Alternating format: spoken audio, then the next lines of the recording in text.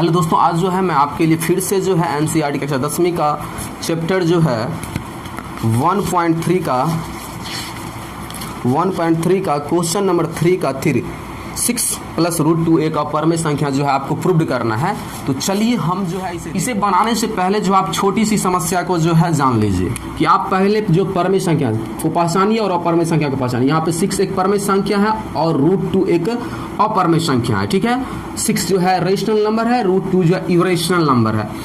तो ये दोनों मिलके जो है अपरमेय बनाया है। ठीक है, कि ये कह रहा है कि इतना जो है एक अपरमेय संख्या है, तो आपको पता होना चाहिए कि दो परमेय संख्या, एक परमेय और एक अपरमेय, एक परमेय और एक अपरमेय के साथ जोड़ का रिलेशन हो, घटाव का रिलेशन हो, गुना का रिलेशन हो या भाग का रिलेशन हो, जब ये चारों रिलेशन में से कोई एक रिलेशन नया होता है तो ये नया नंबर क्रिएट करता है, अपरमेय संख्या ही क्रिएट करता है, इरेशनल नंबर ही बनता है। तो यहाँ पे 6 एक परमेय और √2 एक अपरमेय है, तो दोनों मिल बीच में जोड़ का रिलेशन है, तो ये एक अपरमेय संख्या ही है। लेकिन हमें कह रहा है कि साबित कीजिए ये एक अपरमेय संख्या। तो इस टाइप के सवाल में कुछ नहीं करना, सबसे पहले आपको इसका अपोजिट मान लेना। अपरमेय है तो इसे आप मानेंगे कि माना कि 6 + √2 एक परमेय संख्या है।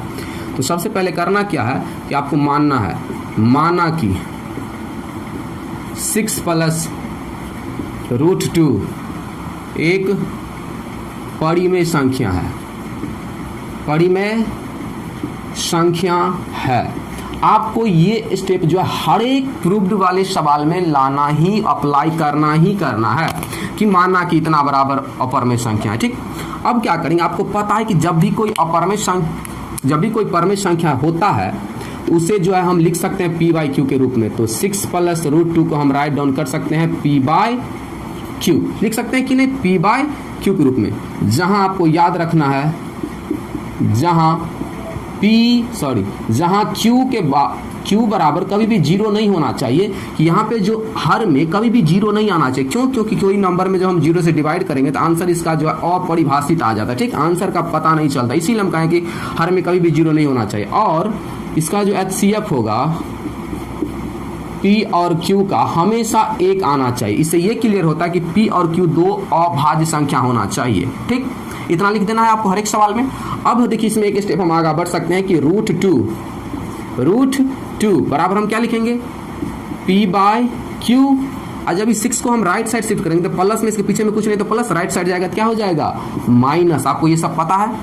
अब इसे हम इक्वेशन 1 कह देते हैं। अब जरा यहाँ पे गौर कीजिएगा, ये बराबर के सिंबल पर, यहीं से समस्या क्रिएट होगा, जो उलझन है वो सॉल्व हो जाएगा। तो यहाँ पे हम लिखते हैं, यहाँ p/q -6 एक परिमेय संख्या है। क्या चीज है, परिमेय संख्या है। कैसे पता चला कि p/q -6 एक परमेय संख्या है? क्यों? p/q परमेय संख्या का रूप है तो ये परमेय संख्या ही होगा। 6 तो ऑलरेडी परमेय संख्या। तो जब दो परमेय संख्या को आपस में घटा दिया जाए या जोड़ दिया जाए या गुना कर दिया जाए, भाग कर दिया, नया परमेय संख्या ही क्रिएट होता है। तो ये सारा सॉल्व होकर परमेय ही आएगा। देखिए जैसे 5 परमेय संख्या है और 3 भी परमेय संख्या, तो 5 में से 3 घटाएंगे तो दोनों परमेय संख्या ही था, तो नया भी क्या आया, परमेय। अगर जोड़ देते तो क्या आता, 5, ये भी क्या है, परमेय। अगर गुना कर देते तो क्या आता, 5 या 15, ये भी परमेय। मतलब आप इसके साथ दो परमेय संख्याओं को आपस में जोड़िए, घटाइए, गुना कीजिए, भाग कीजिए, नया परमेय संख्या ही देगा। अब देखिए, लेकिन आप राइट साइड में ध्यान दीजिएगा, लेकिन हम जानते हैं कि √2 एक अपरिमेय संख्या है। क्या चीज है, अपरिमेय संख्या है। इतना तो पता है आपको। √2 तो सब जानते, आप भी जानते होंगे कि √2 जो है एक अपरमेय संख्या है। तो अब जरा गौर कीजिए कि अपरमेय परमेय के बराबर कैसे हो गया। बराबर का रूल आपको पता होना चाहिए। इस साइड परमेय तो इस साइड परमेय, इस साइड 1 तो इस साइड 1, इस साइड 4 तो इस साइड 4, इस साइड परमेय तो इस साइड परमेय, इस साइड अपरमेय तो इस साइड भी अपरमेय, तो इस साइड अपरमेय इस साइड परमेय। ये कभी संभव है, पॉसिबल है? नहीं, इम्पॉसिबल है। तो इसी से यहाँ पे जो है सॉल्यूशन निकल के आपके सामने तैयार है। तो देखिए क्या सॉल्यूशन है।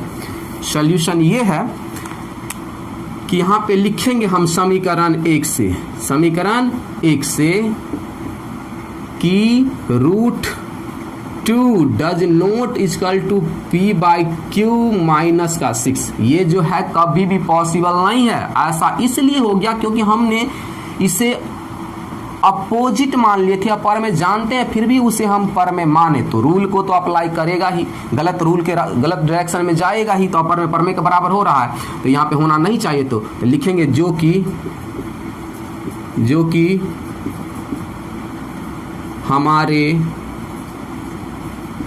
कल्पना के विरोधाभास है। क्या है? विरोधाभास है, जो कि हमारे कल्पना के विरोधाभास है। अब देखिए जरा, इसीलिए 6 + √2 एक परिमेय संख्या नहीं होगा। इतना समझ में आया? कैसे होगा? पर में नहीं होगा। पर में जब होता तो पर में के बराबर कैसे होता? अतः सही रूल को फॉलो करते हुए अपर में पर में के घिचपिट हो रहा है, इसका मतलब ये जो है गलत कल्पना के कारण हुआ है। अतः 6 + √2 एक अपरिमेय संख्या है, इरेशनल नंबर है, अपरिमेय संख्या है। प्रूव्ड हुआ। दोस्तों आज के लिए बस इतना ही। अगर वीडियो पसंद में आया तो लाइक शेयर सब्सक्राइब जल्दी से कीजिए। Thank you so much for watching my video. Good luck to all of you.